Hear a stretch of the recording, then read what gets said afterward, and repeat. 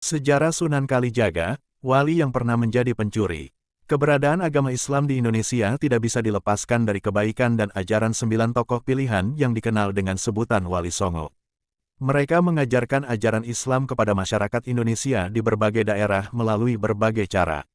Salah satu anggota Wali Songo yang berjasa menyebarkan ajaran Islam tersebut adalah Sunan Kalijaga. Sampai saat ini, beliau masih dihormati oleh umat Islam di Indonesia, khususnya di Tanah Jawa. Sepanjang hidupnya, Sunan Kalijaga pernah berperan di pemerintahan dan juga kerajaan dan menjadi sosok yang disegani oleh masyarakat Muslim maupun non-Muslim. Sunan Kalijaga terkenal dengan cara berdakwah yang menghormati tradisi dan budaya masyarakat Jawa.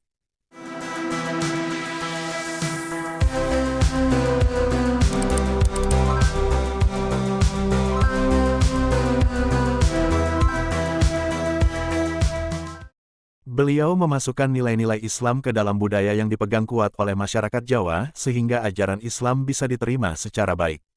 Beberapa peninggalan Sunan Kalijaga yang masih bisa kita temukan saat ini diantaranya adalah tembang gundul-gundul pacul, seni wayang kulit, seni gamelan, seni ukir, beduk masjid, hingga sistem pemerintahan. Lantas, seperti sejarah Sunan Kalijaga sejak lahir hingga menyebarkan ajaran Islam di Tanah Jawa, Sunan Kalijaga lahir pada tahun 1450 Masehi dari pasangan bangsawan Tuban, yaitu Tumenggung Wilatikta, Bupati Tuban saat itu, dan Dewi Nawangrom. Karena darah bangsawan miliknya, Sunan Kalijaga kecil diberi gelar sebagai Raden Mas Syahid. Terkait silsilah Sunan Kalijaga, sampai sekarang masih ada perbedaan pendapat. Pendapat pertama menyatakan bahwa Sunan Kalijaga adalah seorang wali Songo keturunan Tiongkok dengan nama asli Oe Samik. Keturunan ini didapatkan dari ayahnya, Wilatikta, yang merupakan keturunan Oit Tiktu.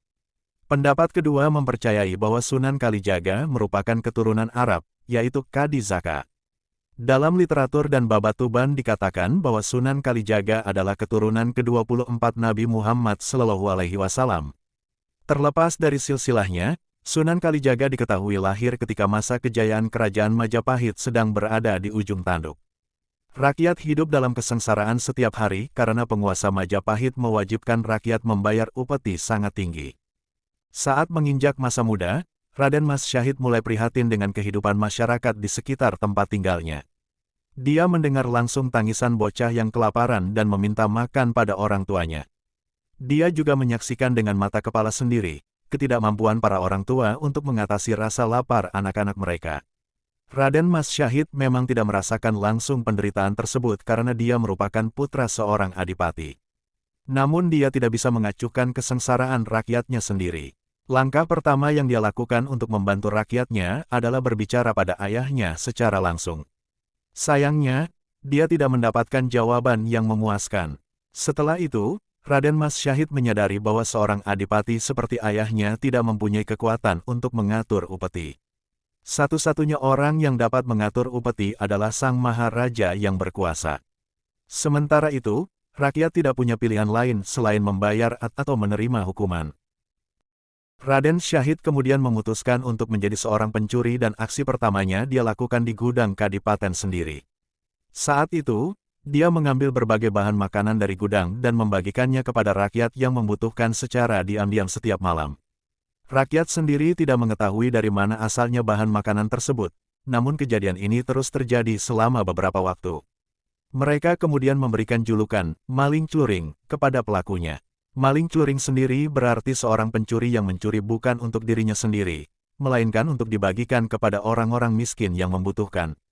Aksi Raden Mas Syahid berjalan mulus pada awalnya, tetapi sepandai-pandainya tupai melompat, pasti jatuh juga. Tanpa dia sadari, penjaga kadipaten mulai mencurigai gerak-geriknya. Pada akhirnya, mereka berhasil menangkap basar Raden Mas Syahid ketika melancarkan aksinya dan mengungkap rahasia di balik fenomena maling cluring yang ramai dibicarakan oleh masyarakat. Mengetahui perbuatan anaknya, Wilatikta marah besar lalu mengusir Raden Syahid dari istana kadipaten sebagai hukumannya. Sebaliknya, Raden Syahid tidak merasa gentar setelah mendapatkan hukuman. Dia masih tetap melaksanakan aksinya sebagai seorang maling.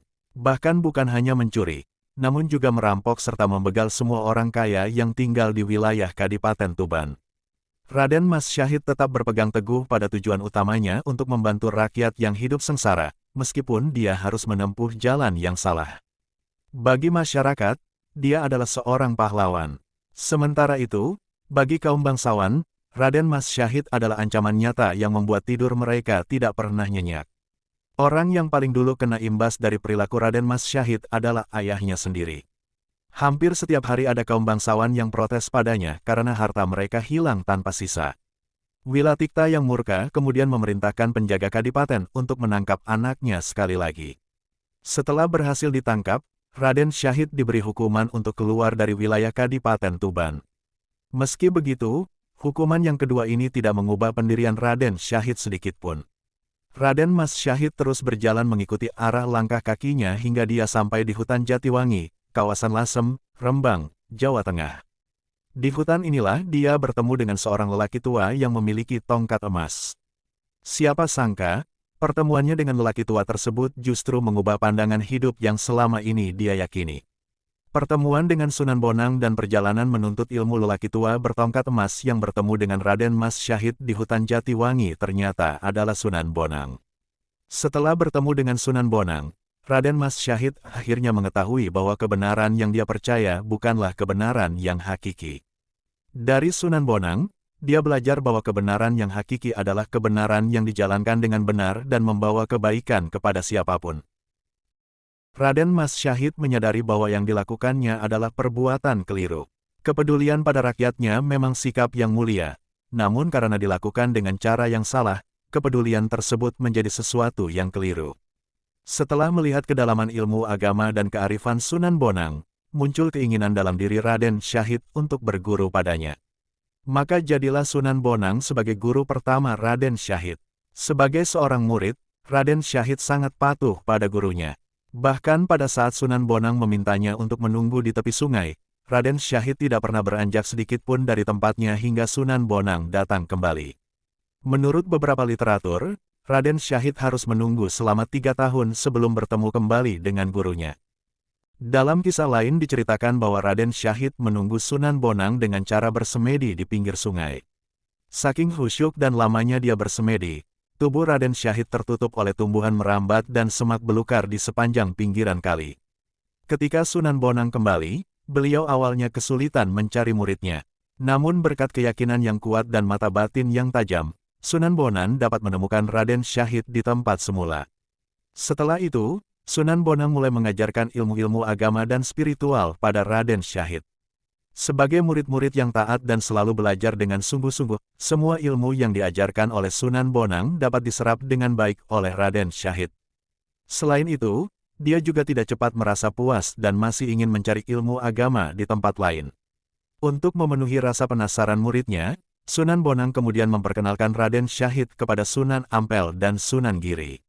Saat itu, Raden Syahid tak menyia-nyiakan kesempatan sama sekali. Dia menyatakan ingin berguru kepada mereka berdua. Dari dua guru barunya, Raden Syahid mendapatkan ilmu baru dan semakin mengetahui hakikat manusia kepada Sang Pencipta. Setelah itu, Raden Syahid berguru hingga ke Pasai sambil menyebarkan ajaran Islam di Semenanjung Malaya dan wilayah Patani di Thailand Selatan. Di wilayah tersebut, Raden Syahid tidak hanya terkenal sebagai pendakwah Islam, tapi juga sebagai tabib hebat yang bisa menyembuhkan penyakit kulit yang diderita oleh Raja Patani. Berkat popularitasnya itu, Raden Syahid mendapat julukan Syekh Said atau Syekh Malaya. Selesai berguru di Pasai, Raden Syahid kembali ke Jawa. Di Jawa, para wali menganggapnya sudah pantas menjadi bagian dari Wali Sanga atau Wali Sembilan. Keluarga Sunan Kalijaga dalam buku Sunan Kalijaga dan Mitos Masjid Agung Demak, Dr. Fairuz Sabik, disebutkan bahwa Sunan Kalijaga mempunyai 3 orang istri, yakni Siti Zainab, putri Sunan Gunung Jati, Siti Hafsah, putri Sunan Ampel, dan Dewi Saroh, putri Maulana Ishak. Dari perkawinannya dengan Siti Zainab, Sunan Kalijaga dikaruniai 5 orang putra, yaitu Nyai Ageng Panegak, Ratu Pembayun, istri Sultan Trenggono, Sunan Hadi, Raden Abdurrahman, dan Nyai Ngerang. Perkawinan Sunan Kalijaga dengan Dewi Saroh dikaruniai 3 orang putra, yaitu Raden Umar Said, Sunan Muria, Dewi Sofiah, dan Dewi Rukayah. Sementara dari perkawinan Sunan Kalijaga dengan Siti Hafsah tidak diketahui apakah memiliki keturunan atau tidak. Sunan Kalijaga sendiri memiliki umur yang panjang, yaitu 100 tahun lebih dan mengalami 4 masa pemerintahan kerajaan yang berbeda. Pertama, masa kerajaan Majapahit, hingga tahun 1478 Masehi. Saat itu Sunan Kalijaga masih muda dan lebih dikenal sebagai putra Bupati Tuban, Tumenggung Wilatikta. Kedua, masa Kesultanan Islam Demak, tahun 1481 sampai tahun 1546 Masehi. Saat itu Sunan Kalijaga berperan besar dalam pembangunan Masjid Agung Demak. Ketiga, masa Kesultanan Pajang, tahun 1546 sampai tahun 1568 Masehi. Peran Sunan Kalijaga terdapat pada kisah muridnya, Jaka Tingkir. Asal-usul nama Sunan Kalijaga sepanjang hidupnya, Raden Mas Syahid banyak mendapatkan nama sebutan atau julukan, seperti Sunan Kalijaga, Syekh Malaya, Lokajaya, Pangeran Tuban, dan Abdurrahman. Di antara semua nama ini, Sunan Kalijaga menjadi yang paling populer dan dikenal luas di Indonesia.